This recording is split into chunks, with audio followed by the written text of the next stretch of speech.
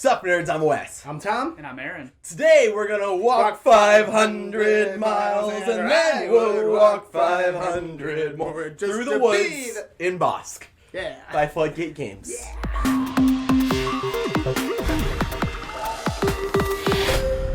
Bosk is a unique area control game where you'll be placing trees and taking control of the forest and these different territories throughout the forest, and then a whole another separate game of placing leaves as territory markers to also take control of those territories. It is two games in one, definitely, because it's like you have this game where you're doing this almost tile placement, this tree placement on this grid, right?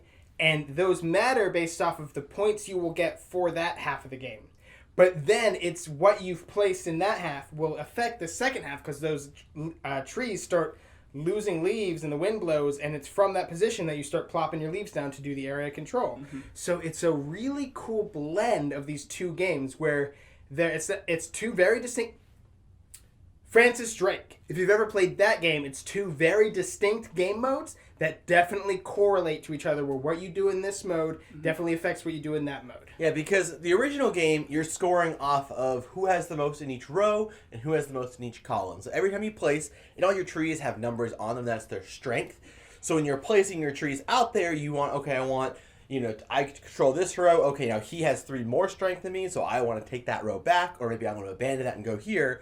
But yeah, because where your trees are, that's where your leaves start. So like if you have a tree in the corner, depending on what direction the wind is blowing, that tree may be like worthless, depending on how you do things. So you definitely want to be thinking about like, okay, I want to make sure that I am set up such that, yeah, when the leaves fall, you're positioned well. The actions you choose now, where you place it, you're not completely stuck, but there are like some things that like, you might want to spread out your ones and not put them side by side because of the fact that you have to activate one of them going in a certain direction. If they're both like right here, up against this side, and you choose, to make the wind blow this way, I'm just screwed, with my ones. I'm like, wow, I know that my ones can't blow this far because whoever's like in the the loser. Whoever's losing after we tally the trees get to choose like the wind, and then you place it on the side and it stays there. So like now you're like, oh,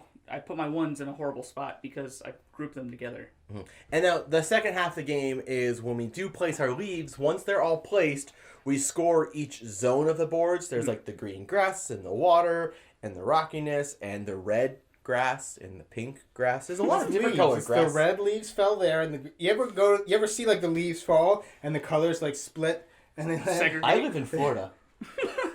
I'm like, all right, well, this is the grass, and then the pine needles all fell, and now there's pine needles. Yeah, all 8 Florida people watching are going to get that joke. I do really like that when the leaves fall, the way that it's not just like in a straight line. It's as long as they're adjacent, diagonal, or orthogonal. Yeah. But they can kind of like meander their way and zigzag across the board. It's like the wind is blowing this direction, but it's never blowing exactly. So it's mostly coming from the north. Yeah. But it's still kind of, it's wind, the colors of the wind. You ever seen Pocahontas? Can you sing with all the voices of the mountain? Can you paint with all the colors of the wind? That wind was not like, it was all, but I do think the loser placing this, it's not that big of a deal. I mean, it is for the first half, and then the second half, it doesn't matter. So like, if it was just 1, 2, 3, 4, and then this half said 1, 2, 3, 4, then that'd be a big deal. That would almost be like overpowering. Yeah, you're right. Unless the numbers were different. Unless it was like 1, 2, 3, 4, and then it's reversed 4, 3, 2, 1. So at least things are. But it's not all the ones are always forward. Ones are forward or left. This game is really simple to learn, and if you want to learn it quick, go watch Rodney Smith. He'll teach you how to play it. Just any video. Just YouTube Rodney Smith. They're all Bosk. I love like kind of the dual actions that you have to think kind of the second part of the game a little bit. When you're placing, you're like, okay, I'm gonna put this 2 strength tree here. This, it's not my strongest tree, but I'm also thinking, okay, I need to, if I went to blow leaves off of this 2 later, which how is it a good spot for it? Like, am I gonna be able to blow, 6 leaves off of it, or do I want to blow 3 leaves? Like, I don't know. There's just strategy that like it's too much to think about, but it's fun to think about. I do really think this game is just fantastic. It's beautiful. I love the component quality. I think it really hits that sweet spot in complexity where, like, gamers will enjoy playing it, but it's very easily accessible. Where I guess a gateway is kind of a good way to put it. But again, the components are great. I love all the different, like, unique leaf shapes. I love how you have your tiles that you play that lets you pick how many leaves you're gonna play, and you have your squirrel. They can cat piles, and then, like, they own that zone. It was so much fun. Would you say it's a flood gateway game? Well, I do really enjoy Bosk. I probably still liked Sagrada better. Maybe a little bit. This one does have more player interaction, though. Sagrada, really I guess I only played the base. I never played the expansion, or either of the expansions, actually. The Snake Draft was the only real player interaction, if I'm remembering Sagrada correctly. Yep. Here, obviously, there's that. It's all player interaction, because the whole first half is you're putting there, well, I'm going to come here and try and, win the majority here. And then all of the leaves is totally player interaction. So I do like that better. I don't know. I think I just didn't love the first game as much as the first part of the game as much as the second part of the game. Second part of the game was more fun. The first part, it was just placing dudes on a board. It was like, the first round of Risk, we were all just like claiming territories, and it was just kind of setting up for the dropping of the leaves. It's a little bit better than that, but the fact that I didn't like the first half as much as the second half is why I think Sagrada is a little bit better. But I do still really enjoy this game. I had a lot of fun with it. Photosynthesis.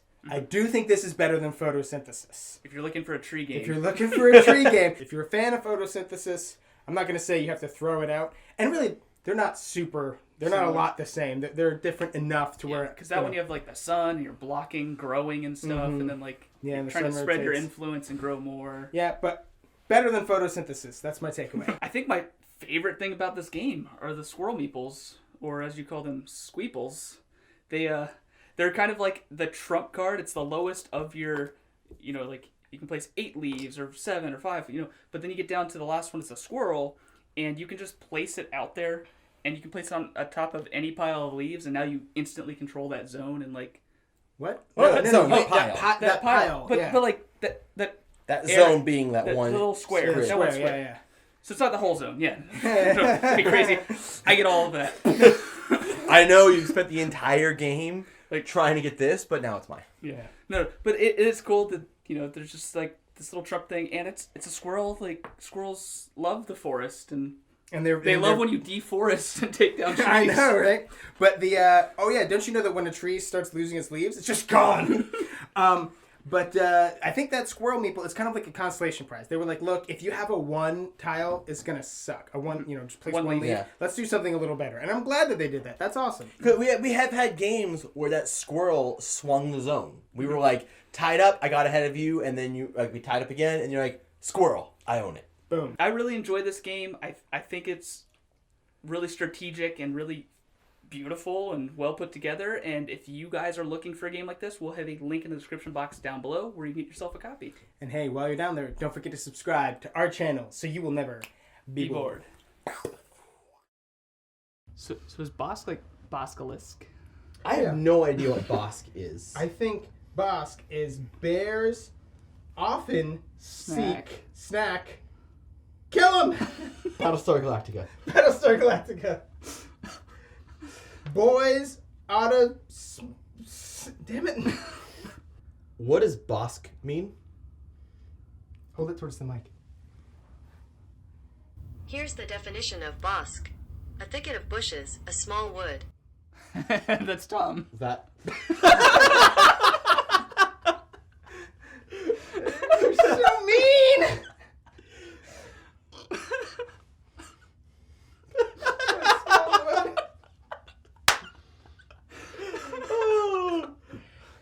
We're going to purchase this game. Review over!